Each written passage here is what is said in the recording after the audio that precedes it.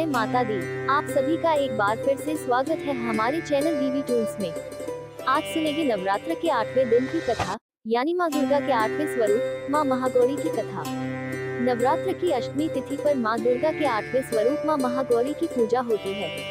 कई घरों में नवरात्र की अष्टमी तिथि पर कन्या भोज कराया जाता है और इसी के साथ कई भक्त नवरात्र की अष्टमी तिथि पर ही व्रत का पालन करते हैं।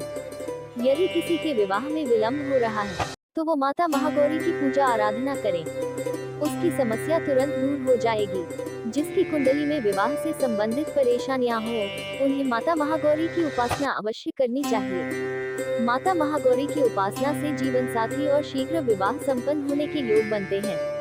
आइए जानते हैं माँ दुर्गा के महागौरी रूप की पौराणिक कथा। पौराणिक कथाओं के अनुसार माँ पार्वती ने भगवान शिव को पाने के लिए कठिन तपस्या की थी। हजारों वर्षों तक माता ने अन्न जल ग्रहण नहीं किया था, जिससे उनका शरीर काला पड़ गया।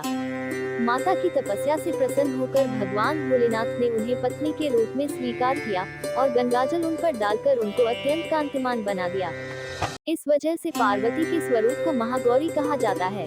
मान्यता है कि माता के इस स्वरूप की पूजा विधिवत करने से सौंदर्य की प्राप्ति होती है, हर घर में सुख समृद्धि का वास होता है। पर महागौरी के वर्ण को लेकर एक अन्य कथा भी है, जिसके अनुसार माँ को अपना ये रूप ब्रह्मा जी के आशीर्वाद से मिला है।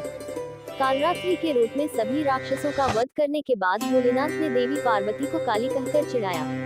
इस पर माता ने उत्तेजित होकर ब्रह्मा जी की कड़ी तपस्या की। ब्रह्मा जी ने देवी से प्रसन्न होकर माँ पार्वती को साक्षात दर्शन दिए और हिमालय के मानसरोवर में स्नान करने के लिए कहा, जिसके बाद माँ का शरीर दूध की तरह सफेद हो गया। माता के इसी स्वरूप को महागौरी कहा जाता है। माता महागौरी का स्वरूप बहुत ही उज्जवल, कोमल, श्वेत वर्ण और श्वेत वस्त्रधारी है। देवी एक हाथ में त्रिशूल और दूसरे हाथ में डमरू लिए हुए नीचे वाला हाथ अभय मुद्रा में है। देवी महागौरी को गायन संगीत बहुत प्रिय है और यह सफेद वृषभ यानी बैल पर सवार है। माता का कालरात्रि स्वरूप जितना भयंकर है, उतना ही महागौरी का स्वरूप शांत और दृष्टिगत है। अष्टमी तिथि को इनकी पूजा करने से सभी मनोकामनाएं पूरी हो जाती हैं। ब्रह्म मुहूर्त में उठकर स्नान आदि से निवृत्त होकर स्वच्छ वस्त्र धारण करें और माता का जाप बहुत ध्यान से करें। इसके बाद पूजा स्थल पर गंगाजल से छिड़काव करें और 5 देसी घी के दीपक जलाएं और फिर माँ महागौरी की पूजा शुरू करने से पहले माँ के कल्याणकारी मंत्र ओम देवी महागौरी नमः का जाप करें। तत्पश्चात पूजन सामग्री अर्पित करें। महागौरी की पूजा में सफेद फूल अर्पित करें और नारियल या नारियल से बनी चीजों का भोग लगाएं। कुछ लोग नवमी के दिन कन्या पूजन करते हैं तो कुछ अष्टमी को। माता की पूजा में भक्तों को गुलाबी रंग के वस्त्र पहनने चाहिए। तो ये थी माता महागौरी की कथा।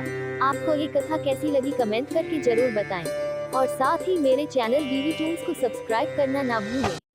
धन्यवाद।